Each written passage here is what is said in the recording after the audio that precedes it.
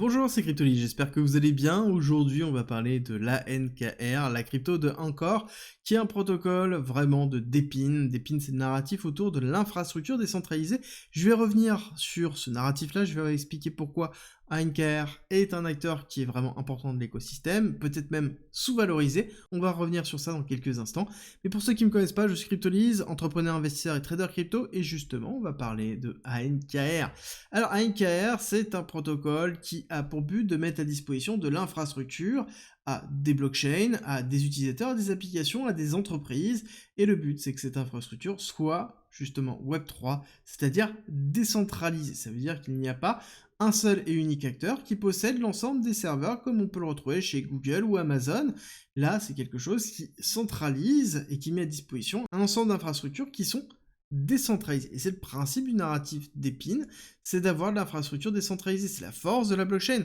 c'est de mettre en relation, de façon permissionless, sans acteurs centralisés, une multitude de personnes, que ce soit ceux qui possèdent du stockage, ceux qui possèdent de la puissance de calcul, ceux qui possèdent un serveur non utilisé, et ceux qui en ont vraiment besoin. Et c'est le principe de ANKR. ANKR, ça va beaucoup plus loin, étant donné que on est quand même dans une volonté de construire une notion de d'Épine qui est vraiment solide, avec derrière un uptime de 99,99%, il faut bien comprendre que pour pouvoir arriver à ça, ça sous-entend que l'infrastructure elle est très solide, et surtout l'accessibilité. Parce que contrairement à d'autres où en effet on va acheter, mettre en place et structurer, là c'est différent, on a accès à ce qu'on appelle une Web3 API. Donc c'est une API, c'est tout simplement du code simplifié, et on n'a pas besoin de gérer quoi que ce soit directement, on peut à travers du code appeler une machine de la puissance de calcul, envoyer de l'information, récupérer. Et ça, c'est un standard en termes de développement, et c'est quelque chose qui est très simple d'utilisation. Donc ça veut dire qu'on ne voit pas le back-office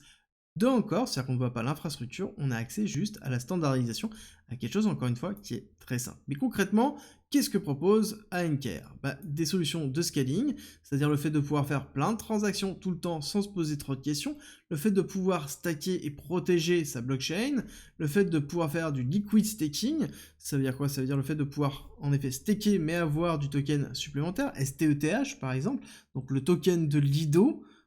Finance qui permet de stacker de l'Ethereum et d'avoir un token qui représente l'Ethereum qui est stacké.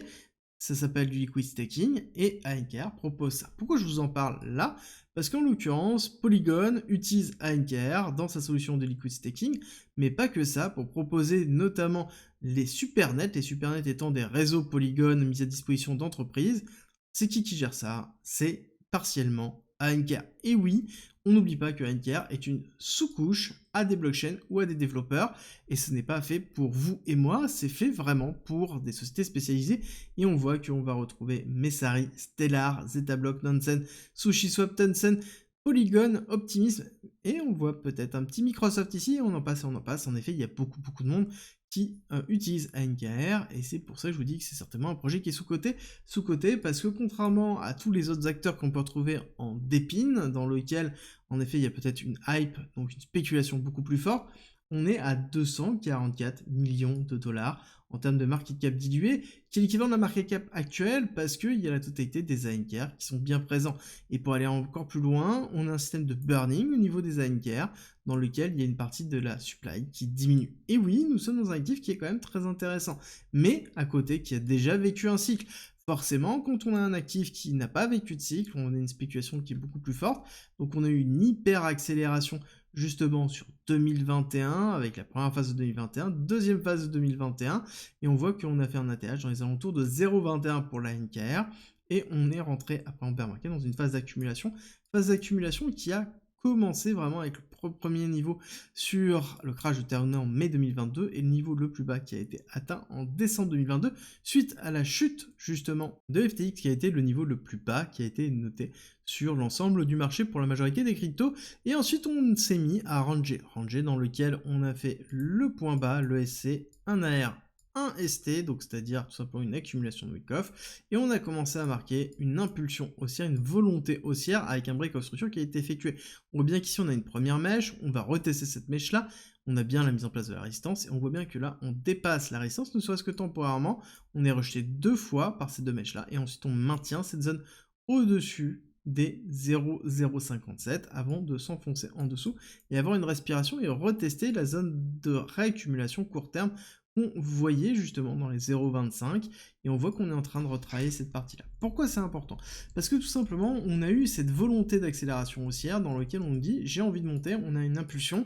et on a techniquement quelque chose qui est vraiment très propre, où on est tout simplement en train de retester les niveaux en dessous de 786 et le 886, donc on est entre les deux qui correspond à cette réaccumulation ici, et on a bien un ravalement des mèches qui se font systématiquement. Par contre, il est impératif de ne pas casser ici les 0,017. Si on casse les 0,017, ça sous-entend qu'on invalide le break of structure précédent, donc on invalide une volonté haussière par une volonté baissière. Et du coup, le premier objectif pour pouvoir valider tout ça, ça va être la rupture ici des 0,035, et à partir du moment où on casse les 0,035, on repartira à la hausse. Ce qui est important de retenir, c'est que court terme, ce que l'on va attendre, ça va être potentiellement ici une accumulation, avec un break of structure, un petit retest avant de repartir, et ça, ce sera excessivement positif sur le long terme. Ensuite, au niveau du target, justement long terme, alors, il y en a plusieurs. Si on considère qu'on n'arrivera pas au nouvel ATH, c'est une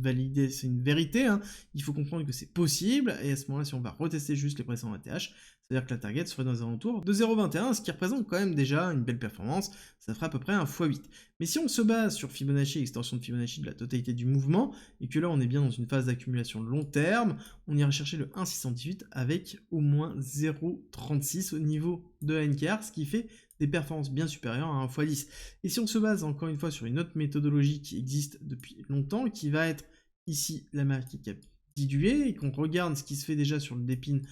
en ce moment, on pourrait se dire qu'on pourrait aller chercher facilement les en pleine expansion, bien évidemment en plein bull run, dans les alentours de 8, 9, 10 milliards, voire peut-être même, pourquoi pas, un petit peu plus. Encore une fois, on fait très attention, c'est de la spéculation, bien évidemment autour du narratif, il faut que ça fonctionne, il faut que ANKR soit utilisé, il faut qu'on ait une phase d'expansion, il y a plein d'éléments plein de si, pour arriver à cette target-là. Bien évidemment, faites vos propres recherches, validez si ce token a sa place dans votre portefeuille, et j'espère que cette vidéo vous a aidé, si c'est le cas, n'oubliez pas, likez, partagez et abonnez-vous, et on se retrouve très vite.